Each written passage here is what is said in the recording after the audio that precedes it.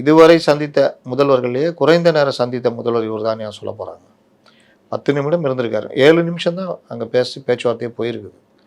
அதுலேயும் அவர் சில விஷயங்கள் கேட்டிருக்காரு. காங்கிரஸ் எதுக்காக அப்படின்னு. எவ்வளோ உங்களுக்கான வாய்ப்புகள் இருந்தபோது எது காங்கிரஸ் நோக்கி போனீங்க, அதெல்லாம் இவர்கிட்ட பதில் இல்லை. இவர் அதை எதிர்பார்க்கல. இன்னொன்று, ஃபஸ்ட்டு சந்திப்புலேயே கவர்ந்துடணும். நமக்கான தேவைகள், தமிழ்நாட்டுக்கான விஷயங்கள்லாம் பேசிடணும். இவர் அதுக்கேற்ற ஆட்களை கூட்டு போகணும், அதிகாரிகளை கூட்டு போகணும். அதுவும் இல்லை. இவருக்கு ஆங்கிலம்லாம் பிரச்சனையே இல்லை, நல்லா சரளமாக பேசக்கூடியவர். பிரதமர்கிட்ட பேசுறதுலேயும் பிரச்சனை இல்லை. ஆனாலும் ஏன் 7 நிமிஷம்னு தெரியல. வெறும் அந்த மனுவை மட்டும் கொடுத்துட்டு கன்சிடர் பண்ணுங்கள் சார்னு சொல்லியிருப்பார் போல்.